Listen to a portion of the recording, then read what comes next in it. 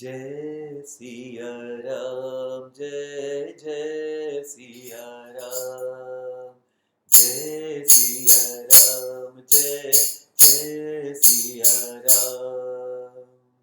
बोलो राम राम राम राजा राम, बोलो राम राम राम राजा राम। जय सिया राम, जय जय सिया राम, जय सिया राम, जय जय सिया राम, जय सिया राम, जय सिया राम। बोली सियावर रामचंद्र की जय। 3 times ओमकार टुगेदर, साथ मिलकर हम ओमकार कहेंगे 3 बार।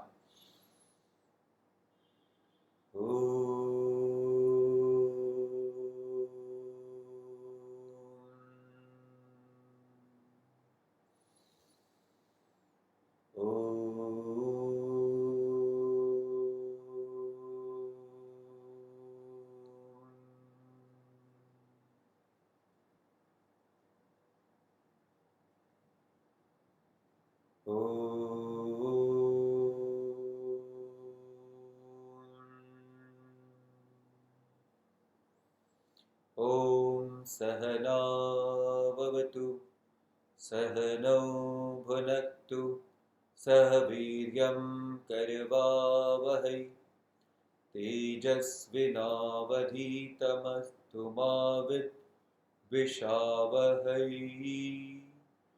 ॐ शान्ति शान्ति शान्तिः। ॐ श्री गणेशाय नमः, ॐ श्री सरस्वत्यै नमः, ॐ श्री गुरुभ्यो नमः। ॐ समस्तजनकल्याणे निरतं करुणामयं नमामि चिन्मयं देवं सद्गुरुं ब्रह्मविद्वरम्।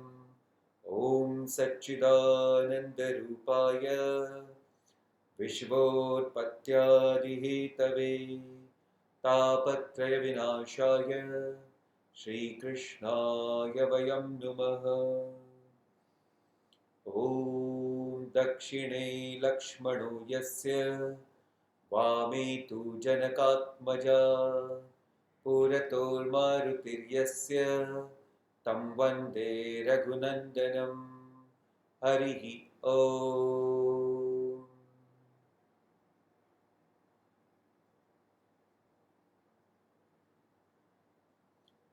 जय श्री राम।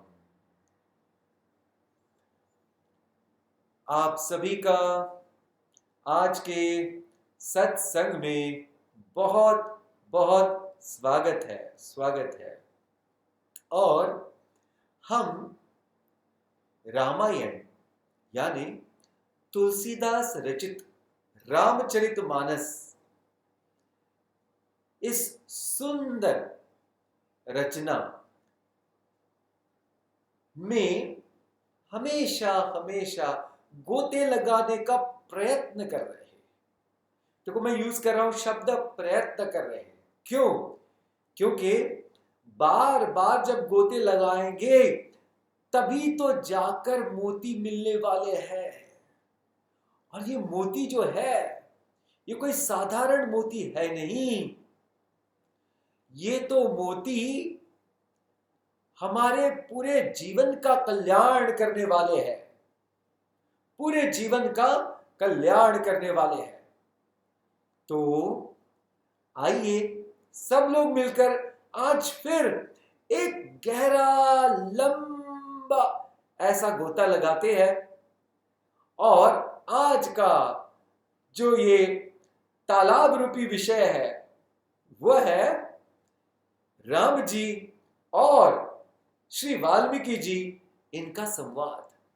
तो इसकी शुरुआत तो हम कर चुके हैं और अभी इतनी सुंदर बात कही थी वाल्मीकि जी महाराज ने राम जी के बारे में, और वो हमने देखी थी। Today let us start with the same.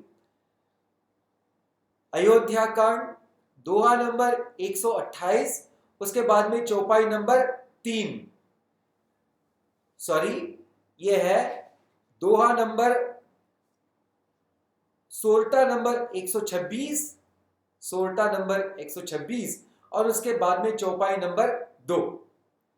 Ayodhya कांड, फिर सोरठा नंबर 126, और उसके बाद में चौपाई नंबर 2।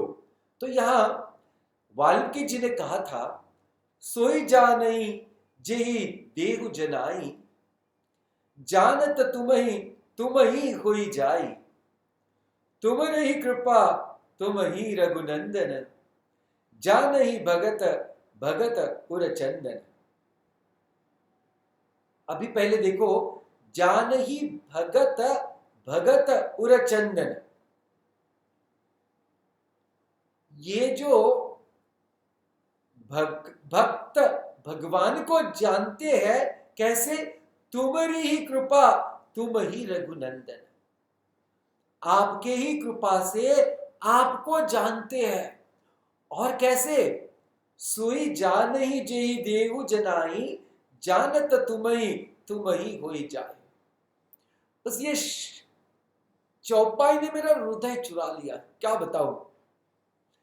जैसे कठोपनिषद में बहुत सुंदर मंत्र है, वहां कहा है, नायमात्मा प्रवचनेन लभ्यः, न मेधया न बहुधा श्रुतेन, ये मे वैश वृणुते तेन लभ्यः, तस्यैषात्मा विवृणुते तनुस्वाम्। नायमात्मा प्रवचनेन लभ्यः, ये जो आत्म तत्व की खोज कर रहा है, ये जिज्ञासु, ये सीकर, प्रवचने न लभ्यः, सिर्फ प्रवचन से वो मिलने वाला नहीं है। न मेधया, यानी बहुत बड़ी बुद्धि की जो मेधा शक्ति, यानी सब पढ़ने के बाद याद रखने की शक्ति, रिटेंशन पावर, वो भी बहुत अगर तगड़ी है, न मेधया, उससे भी नहीं मिलने वाला है। न बहुना श्रुतेन, अगर आप कहते हैं कि स्वामी जी मैं तो 20 साल 25 साल से प्रवचन सुन रहा हूं, उपनिषद कहते हैं न बहुना श्रुतेन, इतने लंबे अरसे तक भी अगर आप सुनते रहे तब भी नहीं मिलने वाला है। ये यमे वैश वृणुते तेन लभ्यः, इसका मतलब जो सीकर, साधक पूरी तरह से आत्मा का ही सिर्फ और सिर्फ वर्ण करता है, ऐसे साधक को तस्यैषात्मा विवृणुते तनुस्वाम्, ऐसे साधक को जिसने सिर्फ और सिर्फ आत्मा का ही वर्ण किया है, उसको वो आत्मा खुद ही अपना स्वरूप प्रकाशित कर देता है। कितनी सुंदर बात कही है। तो यहां भी हमारे तुलसी बाबा जी कह रहे हैं कि हे राम जी, आपको अगर जानना है तो आपके ही कृपा से आपका भक्त, आप जब उसको अपना रूप दिखा देते हो तब ही वो जान सकता है, और वो जान करके जानत तुम ही होई जाए। एक बार एक बार अगर भगवान का दर्शन हो गया किसी को भी इस संसार में, तो वो भगवतमय हो गया। जैसे एक बार भी वो पारस परिस जो होता है, जिसका लोहे को अगर स्पर्श हो गया तो वो लोहा सोना हो जाता है, वैसे ही ये जो भगवान का दर्शन है, भगवान की कृपा से उनका खुद का जो साक्षात दर्शन है, एक बार अगर किसी को हो जाए तो वो भगवतमय हो जाए।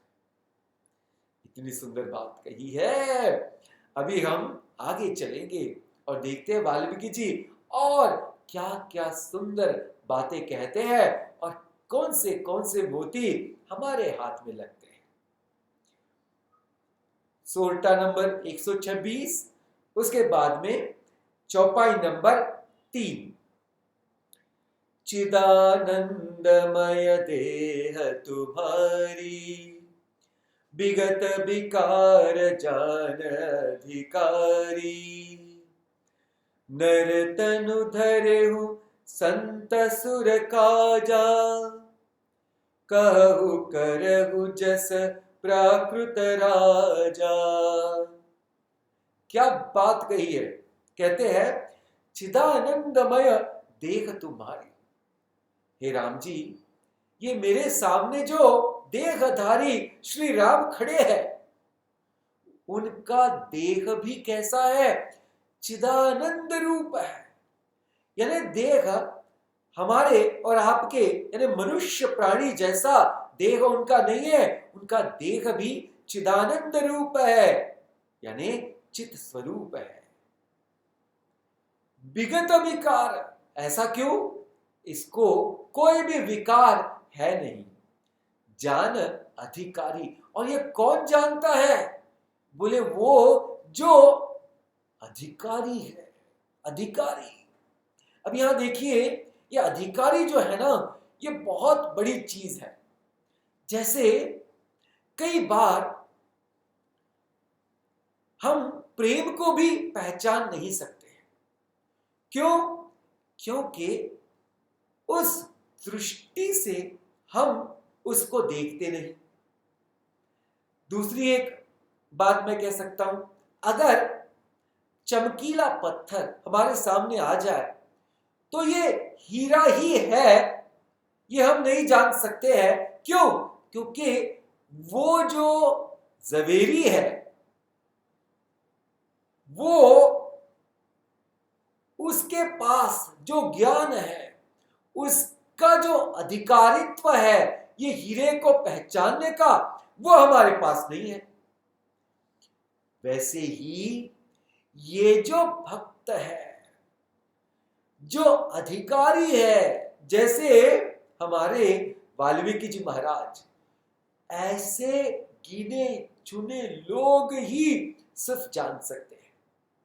कई बार लोग ये सवाल पूछते हैं कि Swami ji, how to recognise और realise person who is realise and who is not realise.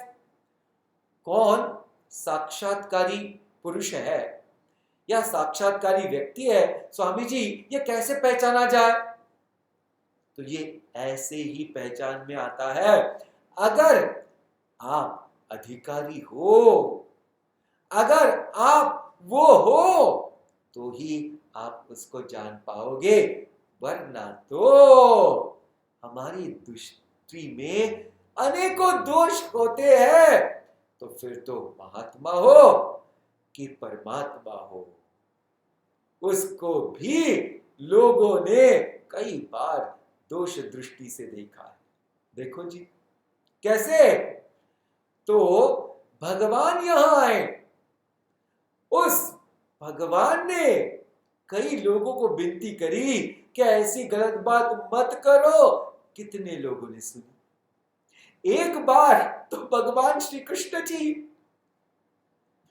पहुंच गए हस्तिनापुर के राज्यसभा में, और वहां शांति दूत बनकर जाकर के दुर्योधन और वो अंधे राजा धृतराष्ट्र को समझाने लगे फिर भी उनको एक बात समझ में नहीं आई, और यहां तक के दुर्योधन ने तो श्री कृष्ण भगवान को बंदी बनाने की भी साजिश बना रखी थी। देखो जी, सामने साक्षात भगवान खड़े, लेकिन अगर अधिकारित्व हमारे पास नहीं है तो उस भगवान को जानना बहुत बहुत कठिन है, बहुत कठिन है। वैसे ही संत और महात्मा, तो हमारे जीवन में हमने ये गलती कभी नहीं करनी है कि किसी संत महात्मा को दोष दृष्टि से देखें। भलाई वो जैसे है वो वैसे है। हमें तो एक ध्यान में आना चाहिए कि संत महात्मा से हमको क्या लेना है।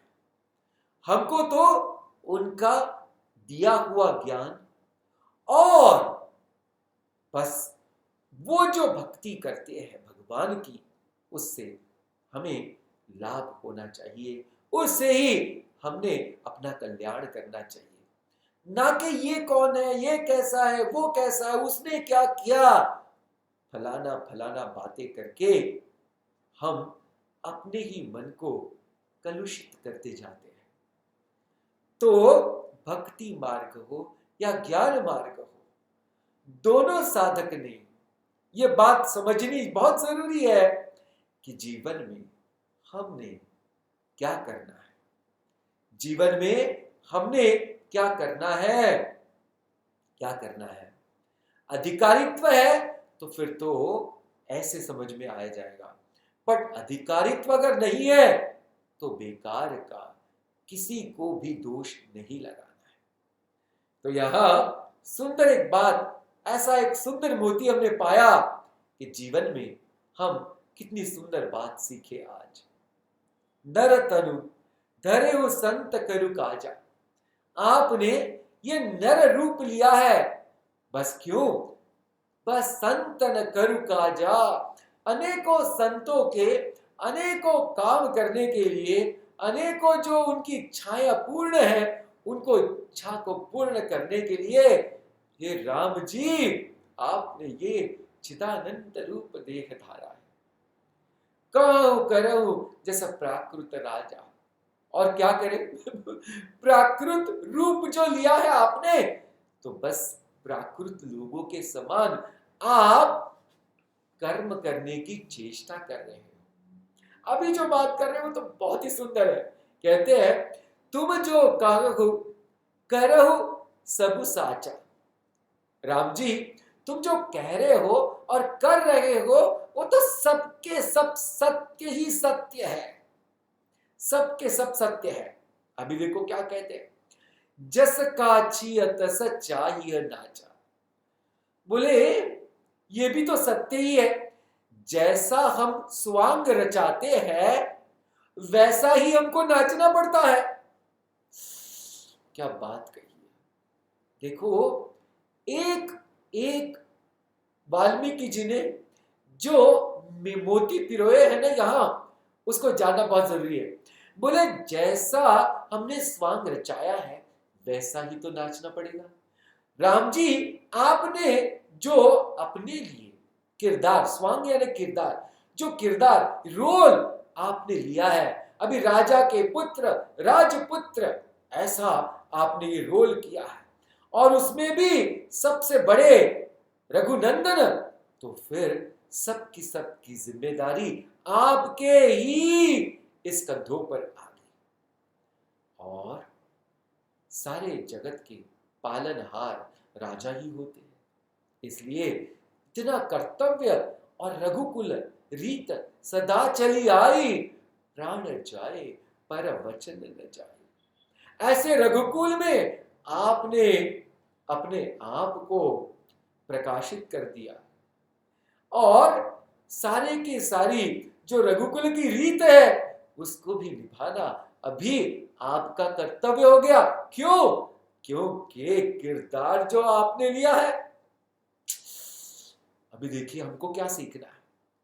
जो किरदार हम लेते हैं, जैसे अगर कोई माता है, पिता है, तो पहले ये समझना चाहिए कि ये माता और पिता का हम किरदार निभा रहे हैं, हम रोल निभा रहे हैं, न कि हम उस माता और पिता बन करके अपने आप को माता पिता ही समझने लगे। फिर कौन समझना है? अरे हम सब तो बस एक और एक ही है, और वह है भगवान के सेवक। और भगवान के सेवक इस नाते से भगवान जी ने हमको ये किरदार दिया है कि जाओ मेरे लिए आप ये स्वांग रचाओ, आप ये किरदार रचाओ। तो हम सबको समझना चाहिए कि ये सुंदर जगत जो है ये बहुत ही बड़ा नाटक का एक क्षेत्र है, और इस पूरे नाटक के नाटक गृह कह सकते हैं, नाटक गृह में अनेकों जीवों को अनेकों किरदार मिले हैं।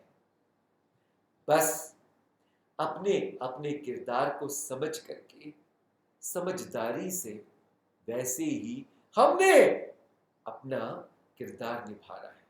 और यही कह रहे हैं हमारे वाल्मीकि जी श्री राम जी को। अभी कहते हैं, क्या सुंदर सुंदर बातें हैं इसकी, मन जस आनंद विभोर हो जाता है। दोहा नंबर 127। पूछे हूँ मोहि कि रहु कहाँ, मैं पूछत सकुचाऊं। वाल्मीकि जी कहते हैं, पूछे हूँ मोहि कि रहु कहाँ। राम जी आप मुझे पूछ रहे हो कि मैं कहाँ रहूं, लेकिन मैं सकुचाता हूं आपको पूछने में। कौन सी बात? जहन हो तह देहु कही, तुम ही दिखावहु ठाउ, सियावर रामचंद्र की जय। जहां आप न हो वह स्थान बता दीजिए। जन जन हो तह देहु कहीं, तुम ही दिखावहु ठाउ। आप ही आपके रहने का ठिकाना दिखा सकते। क्यों? क्योंकि आप मुझे बताओ कि आप कहां नहीं हो, और जब आप मुझे ये बता देंगे कि आप यहां नहीं हो, तब तो जाकर मैं बताऊं कि आप कहां रहेंगे।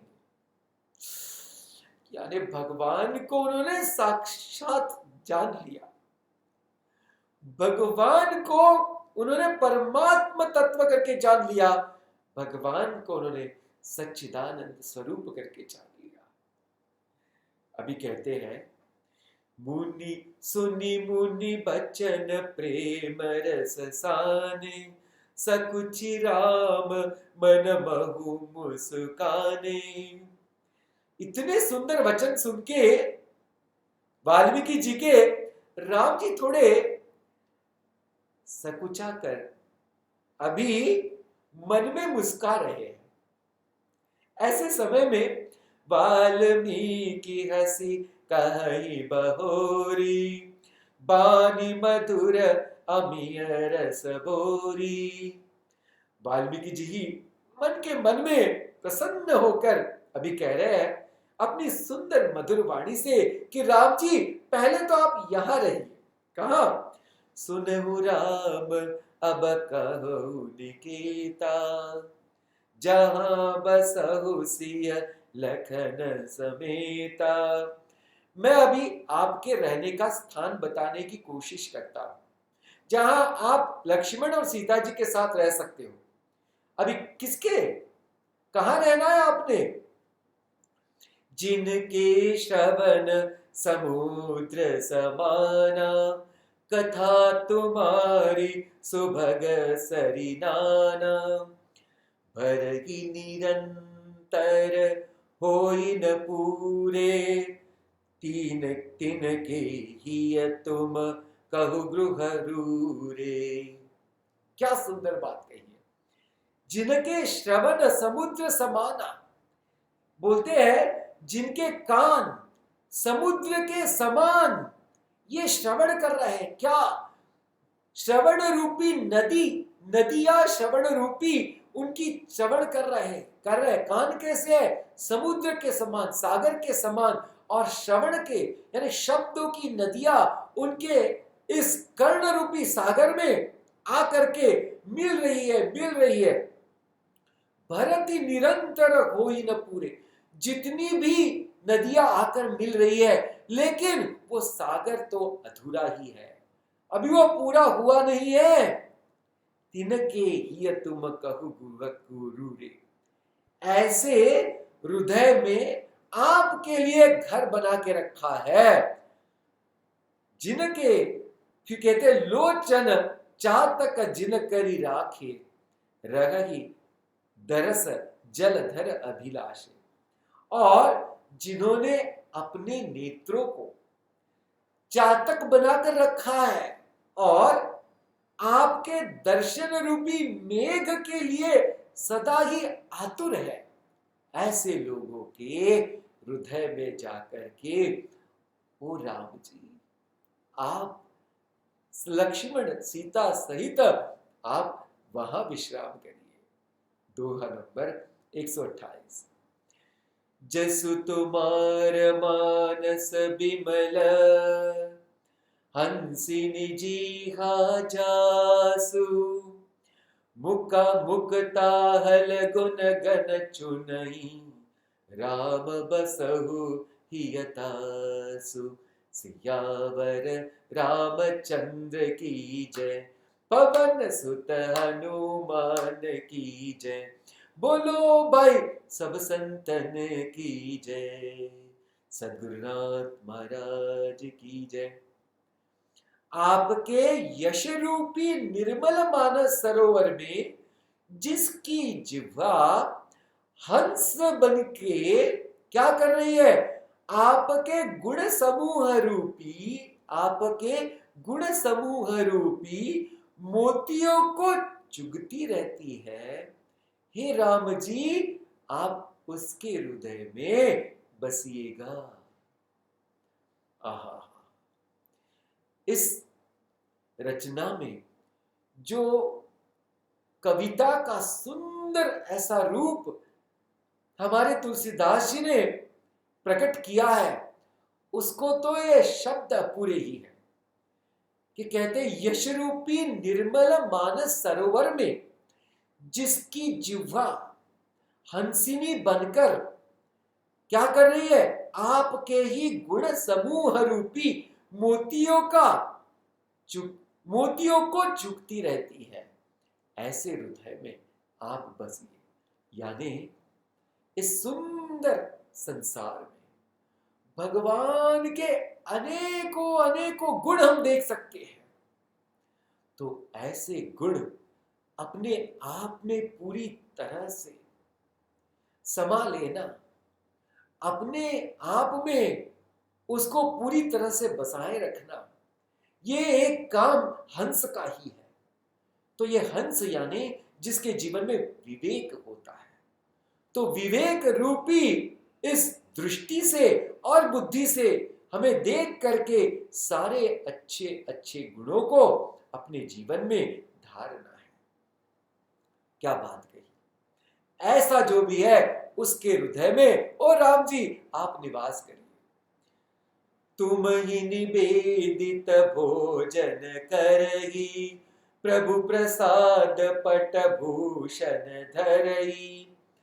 जब भी भोजन करने की ऐसी बात आती है, तो जो व्यक्ति आपको भोग लगा करके, तुम ही निवेदित भोजन करे, आपको भोग लगा करके फिर स्वयं भोजन करता है, कैसे? प्रभु प्रसाद पट भूषण धरे। बोले ये भोजन नहीं है, ये तो प्रभु का प्रसाद है। तो ऐसा जो है शीस नवहि सुर गुरु द्विज देखी। और कौन? बोले जो सुर गुरु द्विज, देवता, गुरु और द्विज यानी ब्राह्मण श्रेष्ठ। ऐसे लोगों को देख कर सिर नवहि, जो पूरी तरह से प्रणाम करता है, झुक जाता है, प्रीति सहित करहि विनय विशेष। तो वो नम्रता पूर्वक उनको प्रेम यानी प्रेम से नम्रता पूर्वक नमस्कार करता है। कर नित करहि राम पद पूजा, राम भरोस हृदय नहीं दूजा। और कैसे होने चाहिए ये लोग, या कैसे है ये लोग कि जिनके हृदय में राम जी आप निवास करना। बोले कि ये जो गुरु देवता और जो ब्राह्मण देवता है, ऐसे लोगों को जो झुककर प्रणाम करते हैं, जो राम जी के पद की पूजा निरंतर करते हैं, और एक ही जिनका भरोसा है वो है श्री राम। चरण राम तीर्थ चली जाए, जहां भी राम जी का तीर्थ है वहां वो चलते हैं, वहां वो जाते हैं, वहां वो नतमस्तक होते हैं।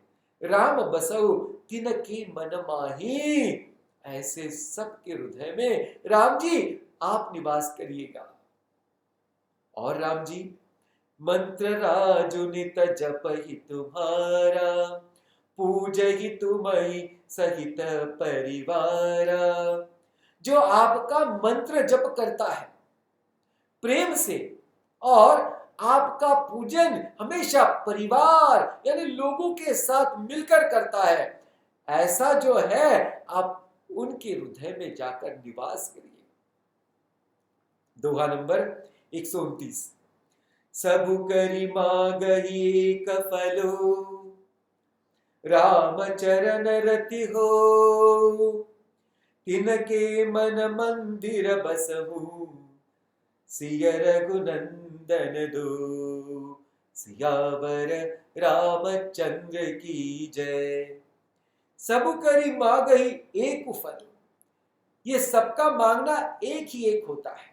ये सारे जो भक्त हैं, क्या रामचरण रति हो, बस भगवान श्री राम जी आपके चरणों की प्रीति, आपके चरणों की भक्ति बस हमें मिल जाए। तिनके मन मंदिर बसहु, सिय रघुनंदन दो। हे राम जी, ऐसा जो भी है कि जो आपको प्रार्थना करके सिर्फ आपकी भक्ति की आराधना करता है, बस आप ऐसे सारे भक्तों के हृदय में जाकर बस जाइए। क्यों? काम कोह मद मानन मोहा, क्योंकि ऐसे भक्तों के मन में कोई कामना नहीं, कोई मोह नहीं, कोई मद नहीं, कोई मान नहीं। लोभन क्षोभन रागन द्रोहा, इनके मन में न लोभ है, न क्षोभ है, न किसी के प्रति आसक्ति है, न किसी के प्रति द्वेष है। जिनके कपट दंभ न माया, उनके ऐसे भक्तों के हृदय में कोई भी कपट नहीं, कोई माया का स्थान नहीं। तिनके हृदय में बसऊ रघुराया, ऐसे भक्तों के हृदय में हे राम जी आप विराजमान होइएगा। सबके प्रिय सबके हितकारी, दुख सुख सरिस प्रशंसाकारी।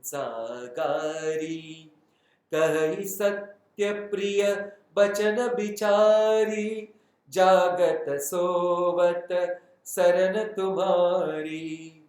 स्वामी सखा पितु मातु गुरु, जिनकी सब तुम तात। मन मंदिर तिनके बसहु, सिय सहित दो भ्रात। सियावर रामचंद्र की जय, पवन सुत हनुमान की जय। उमापति महादेव की जय, बोलो भाई सब संतन की जय। सद्गुरुनाथ महाराज की जय। अभी कह रहे हैं सबके प्रिय सबके हितकारी, जो भक्त सबके प्रिय है और सबकी हित की बात ही करते हैं।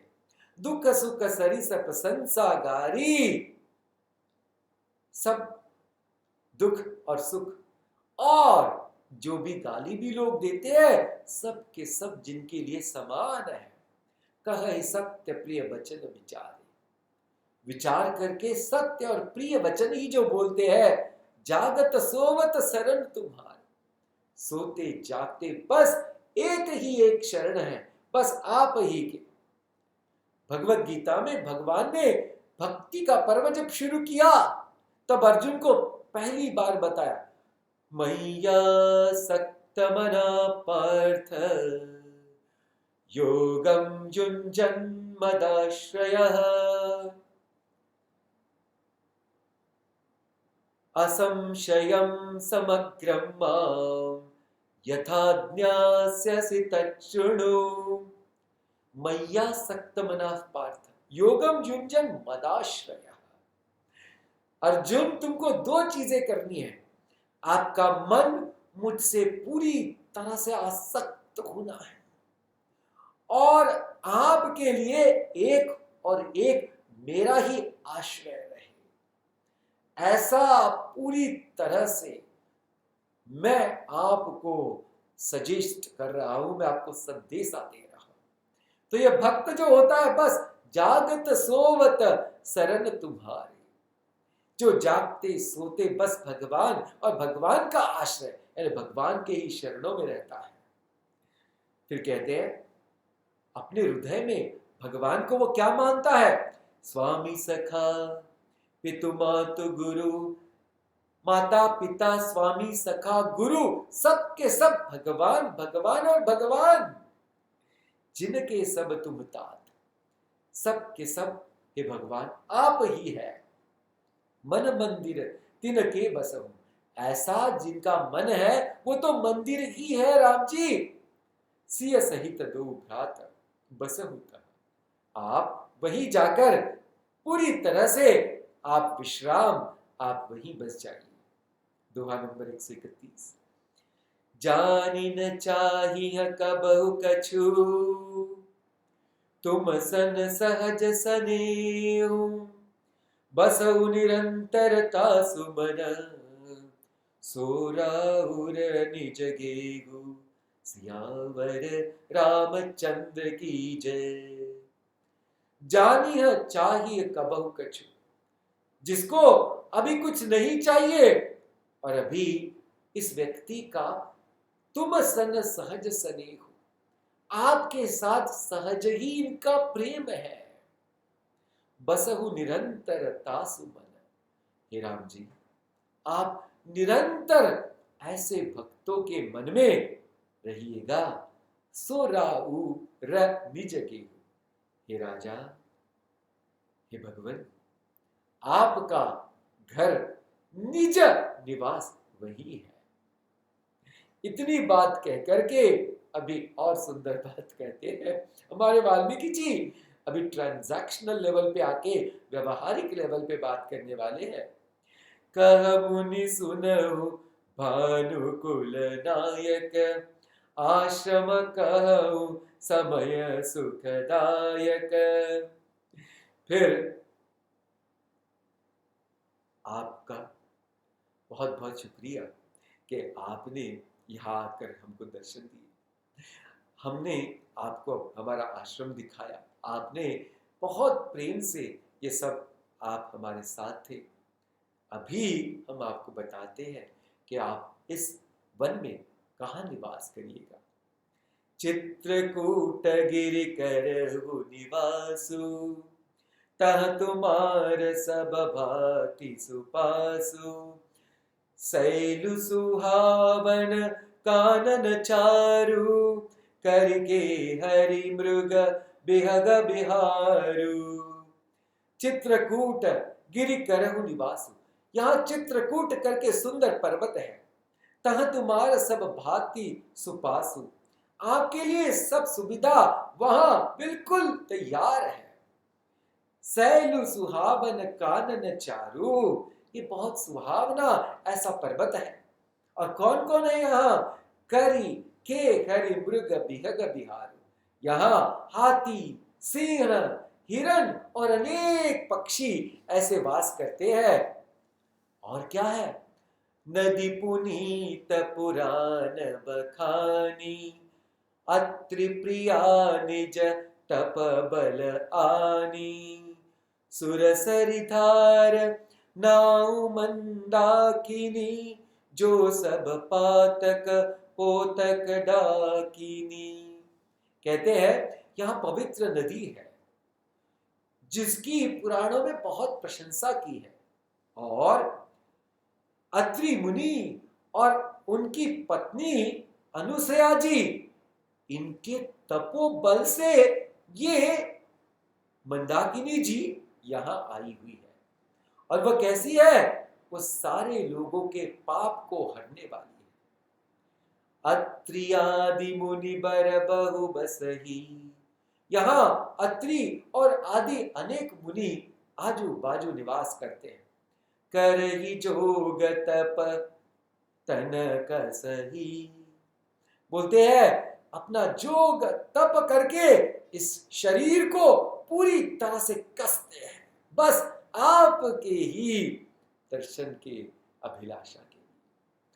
चलो सफल श्रम सब कर कहू, ऐसा करके ही उनके जीवन का सब श्रम जो है वो सफल होता है। राम देहु गौरव गिरि बरहु, राम जी हमारी विनती है कि आप वहां अपना स्थान करिएगा ग्रहण, और इस सब वन को गौरवान्वित करिएगा।